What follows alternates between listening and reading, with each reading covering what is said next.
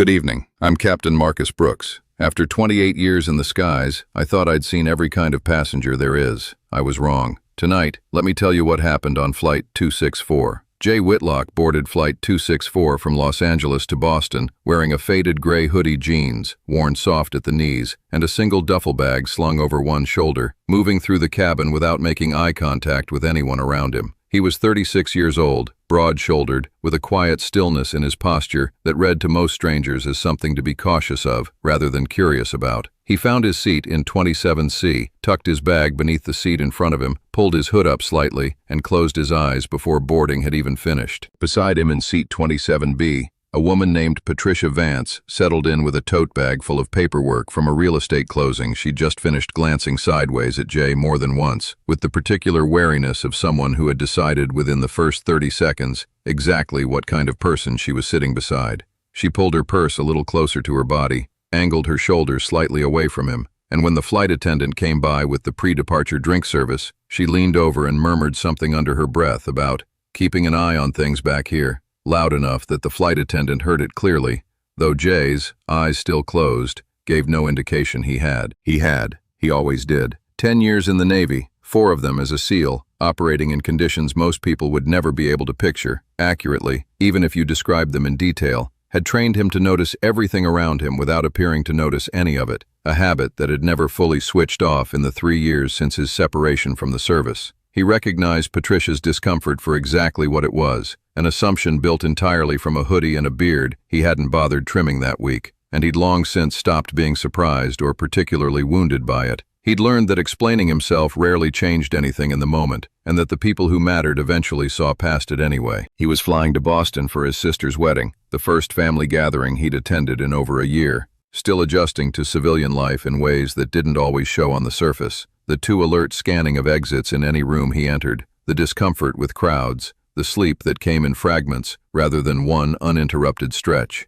None of that showed up as anything a stranger could name. What showed up to Patricia, and to a few other passengers who glanced his way during boarding, was simply a large, quiet man in a hoodie who didn't smile and didn't explain himself, and that apparently was enough to draw a verdict. His sister Danielle had texted him twice already that day, asking if he was sure he was ready for the noise and the crowd a wedding would bring, and he'd told her the truth, that he wasn't entirely sure, but that missing it wasn't an option he was willing to live with. He'd spent the better part of 3 years relearning how to exist in rooms full of strangers without treating every one of them as a variable to track, and some days were better than others. Today, boarding a crowded flight beside a woman who'd already decided he was dangerous felt like one of the harder ones, though he'd long since trained himself not to let it show. The flight attendants completed their final cabin check, the doors were armed, and Flight 264 pushed back from the gate into a clear Los Angeles evening, carrying 206 passengers toward a flight that would, within the hour, force every one of them to reconsider what they thought they knew about the man in seat 27C. The climb out was smooth, the cabin settling into its usual rhythm of trays and headphones and quiet conversation. Patricia occupying herself with her paperwork while carefully avoiding further conversation with the man beside her. 40 minutes into the flight, somewhere over Arizona, a faint but distinct smell began drifting through the rear of the cabin, an acrid electrical odor that a few passengers noticed before anyone said anything, glancing at each other uncertainly, unsure whether it was worth mentioning. Within another 2 minutes, the smell had sharpened considerably, and a thin curl of smoke became visible near an overhead bin 4 rows behind Jay's seat, drawing gasps from passengers nearby who scrambled instinctively away from it. A flight attendant named Marcus Delgado, the third Marcus in Captain Brooks's stories this month, a coincidence that would become an inside joke among the crew later, moved fast toward the source, grabbing a fire extinguisher from its mount as he went. "Everyone stay calm, please remain seated," he announced, his voice carrying more authority than he fully felt in the moment, though the training beneath the fear held steady. He located the source, a passenger's portable charger overheating rapidly inside an overhead bin, already producing more smoke than flame, but worsening by the second, and discharged the extinguisher directly onto it, the hiss and chemical cloud drawing startled cries from nearby rows. The smoke, rather than clearing, seemed to spread further into the cabin air, thicker and more acrid than the small device alone should have produced, suggesting something else nearby had also begun to smolder from the heat. A nearby passenger's carry-on, stowed too close to the original source, had caught the transferred heat and begun producing its own thin trail of smoke, compounding the problem faster than Marcus's single extinguisher discharge could fully counter. Marcus radioed the cockpit immediately, his voice tight. "We've got smoke in the cabin rear section, possible electrical fire in an overhead bin. I've discharged an extinguisher, but visibility's worsening back here." In the cockpit, Captain Rene Alvarez and First Officer Tom Whitmore reacted with the fast, practiced urgency their training demanded, declaring an emergency with air traffic control and requesting immediate priority for the nearest suitable airport. Alvarez ran through the checklist for smoke and fire response aloud, partly for Whitmore's benefit, partly to keep her own thoughts anchored to procedure rather than the mounting reports coming from the cabin. Within minutes, Flight 264 was descending rapidly toward Phoenix, an emergency landing, now the only acceptable outcome, given the smoke continuing to build in the rear cabin. "We're not going to make it to a gate," Alvarez told her first officer, watching the smoke reports continue coming in from the cabin crew. "We land, and if that smoke hasn't cleared, we're doing an emergency evacuation the second we stop." Whitmore relayed the updated approach to air traffic control, requesting fire and rescue equipment standing by on arrival, his voice tight but controlled. In the cabin, Marcus continued monitoring the smoke's spread, coordinating with the rest of the crew to keep passengers calm and buckled for the remainder of the rapid descent, though the acrid smell continued drifting further forward with every passing minute, drawing anxious coughs from Rose that had only 10 minutes earlier been entirely unaware anything was wrong. The landing into Phoenix was fast and hard executed, with the controlled urgency of a crew treating every second as consequential. The aircraft's fire trucks already visible, racing alongside the runway before the wheels had even fully settled onto pavement. The moment the aircraft rolled to a stop, Alvarez's voice came over the cabin speakers with unmistakable command.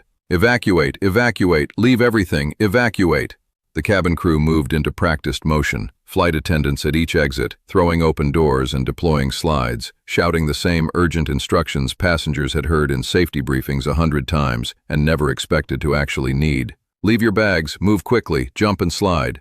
Passengers surged toward the nearest exits, smoke now visibly filling the rear third of the cabin, the acrid smell thick enough to sting eyes and throats. At the rear exit nearest Jay's row, flight attendant Dana Reyes pulled hard on the door handle, following the exact procedure she'd trained on dozens of times, and felt it resist in a way it never had in any drill. The mechanism had jammed, whether from heat warping the frame or a mechanical fault no one yet understood, and the door refused to budge more than a few inches, nowhere near enough to deploy the slide and allow passengers through.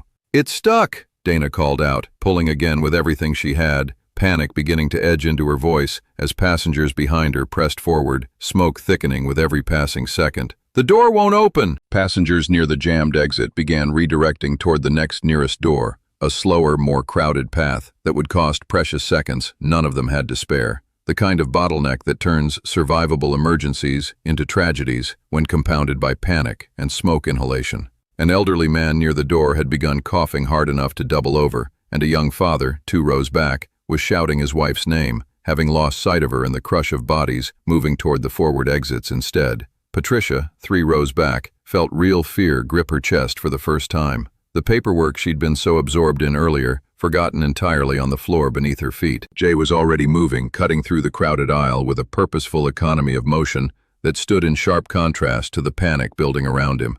His eyes fixed on the jammed door, the same way they'd once fixed on compromised entry points, in circumstances that made a stuck airplane door feel, relatively speaking, almost simple.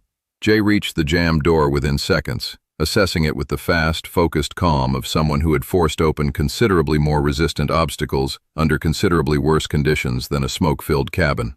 He recognized immediately that Dana's straight pull wasn't going to work. The mechanism had likely warped or shifted just enough to bind the release, requiring a different kind of leverage entirely. "Move aside, let me try," he said, his voice carrying none of the panic building around him, only clear, focused instruction. Dana stepped back, instinctively recognizing something in his tone that cut through her own fear. Jay planted his feet, gripped the door handle with both hands, and applied pressure at an angle, rather than straight back, using his full body weight and the specific technique for forcing a binding mechanism that he'd trained on more times than he could count during breach exercises years earlier. Different equipment, same fundamental physics of overcoming a jam without further damaging the release path. The door resisted for one long, terrible second, smoke thickening further around them, several passengers beginning to cough, a child crying somewhere near the back. Then, With a sharp mechanical groan, it gave way, swinging open fully, the emergency slide deploying immediately with a loud pneumatic hiss. "Go, go, go!" Jay shouted, positioning himself at the door to help usher passengers through one after another, ensuring each person made it onto the slide properly, rather than stumbling or hesitating at the edge in a way that could slow the line behind them. He worked with the same calm, continuous rhythm he'd once used, clearing personnel from compromised positions under fire, never raising his voice beyond what was necessary, never losing the steady focus that kept the evacuation moving, rather than devolving into chaos. "Feet together, arms crossed, go," he told each passenger in turn, the same brief instruction, repeated with unwavering patience, even as smoke stung his own eyes and throat. A teenage boy hesitated at the edge, frozen by the height of the slide, and Jay placed a firm, steady hand on his shoulder. "You're fine. I've got people at the bottom catching you. Go now." The boy went, and the line kept moving. Dana, still stationed at the door, helping direct the flow, glanced at Jay more than once with open astonishment. Watching a man who 15 minutes earlier she'd been quietly warned to keep an eye on, single-handedly prevent what could have become a catastrophic bottleneck. "Where did you learn to move like that under pressure?" she managed to ask between passengers. "Places I don't talk about much," Jay said, already turning to guide the next person through. "Doesn't matter right now. Keep them moving." Patricia reached the door moments later, smoke stinging her eyes, and felt Jay's hand steady her shoulder for half a second as he guided her toward the slide. "You're okay," he said. "Go." She went sliding down into the arms of waiting emergency personnel, turning back just in time to see Jay still at the door, helping an elderly man who'd stumbled, then a mother with a small child, ensuring every person near him made it through before he finally, once the flow had cleared, moved through himself. The evacuation, once the jammed door had been forced open, moved with remarkable speed, the remaining passengers clearing the aircraft within another 90 seconds. Firefighters converging on the smoking overhead bin section within moments of the last person reaching the ground. Passengers gathered in stunned clusters on the tarmac, coughing, some crying with relief, watching the aircraft they'd just escaped from a safe distance, as emergency crews worked to fully extinguish the smoldering source. Patricia found herself standing near Jay, amid the chaos, her earlier wariness entirely replaced by something closer to disbelief at how completely she'd misjudged the man beside her for the last hour of the flight. "You forced that door open," she said, still catching her breath.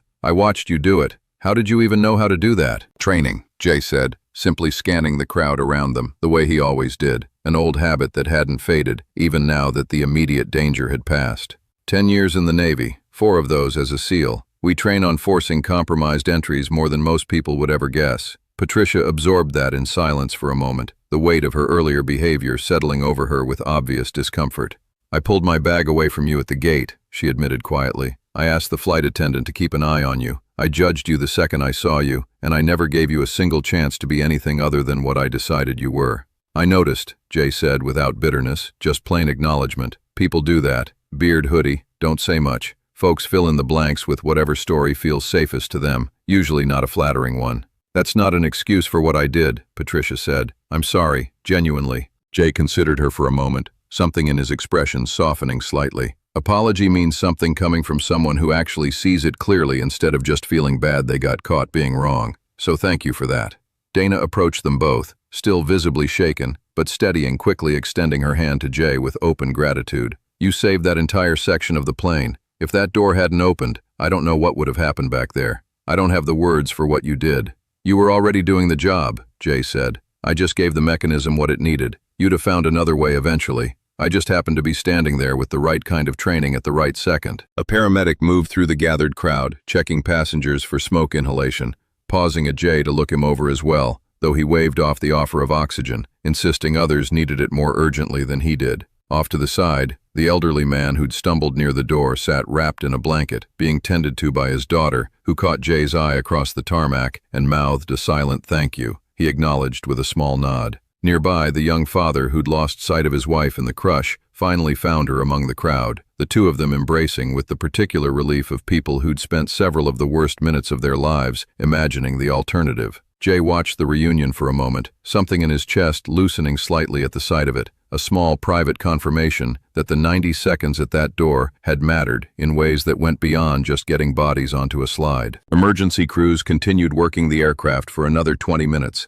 confirming the fire fully extinguished, while passengers were guided to a nearby terminal area for processing medical checks and rebooking onto a later flight. Captain Alvarez made her way through the gathered passengers once the immediate crisis had fully resolved, seeking out Jay specifically once she'd heard the account of the jammed door from her cabin crew. "Renee Alvarez," she said, extending her hand. "I hear you're the reason that rear exit opened at all. I want you to know exactly how seriously I take that. A jam like that left unresolved another 30 or 40 seconds could have turned this into a very different story. Wish it hadn't jammed in the first place," Jay said, "but glad I was in a position to help when it did." 10 years Navy 4 as a SEAL, Alvarez said, having already heard the details secondhand. "That's exactly the kind of training this airline should be grateful was sitting in seat 27C tonight. I'll be including you by name in my incident report if that's all right with you." "It's all right," Jay said. "Wasn't looking for credit, but I understand the report needs the details." "For what it's worth," Alvarez added,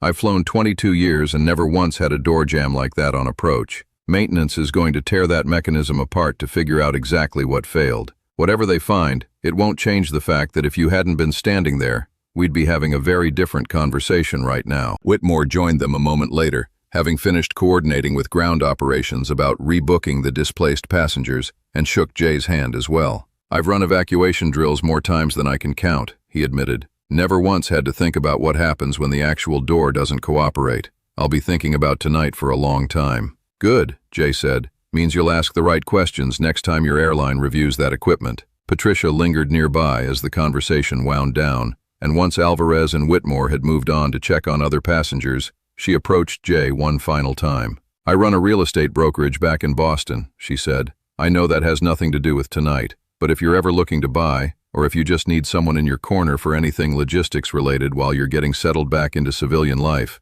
please let me help. It's the least I can do." Jay accepted her card, tucking it into his duffel bag beside a folded photo of his sister he'd brought along for the wedding. "Appreciate that," he said. "I'll think about it. For what it's worth," Patricia added, "I'm going to think twice from now on before I decide I know someone's whole story just from what they're wearing." Jay allowed himself a small, tired smile, the adrenaline of the last hour beginning to fully drain from his shoulders now that the danger was behind them. "That's a good habit to build," he said. "Took me longer than I'd like to admit to learn it works both directions. I spent plenty of years assuming things about people too before I learned better." Danielle called his phone as the last of the passengers were being processed, and Jay stepped a few feet away to answer his sister's voice, climbing in panic the moment he picked up. She'd seen the news alert about an emergency landing at Phoenix and recognized the flight number immediately. "I'm fine," he told her, watching the emergency crews finish their work on the aircraft behind him. "I'm fine, Danny. I'll tell you the whole thing when I land. I'm still coming.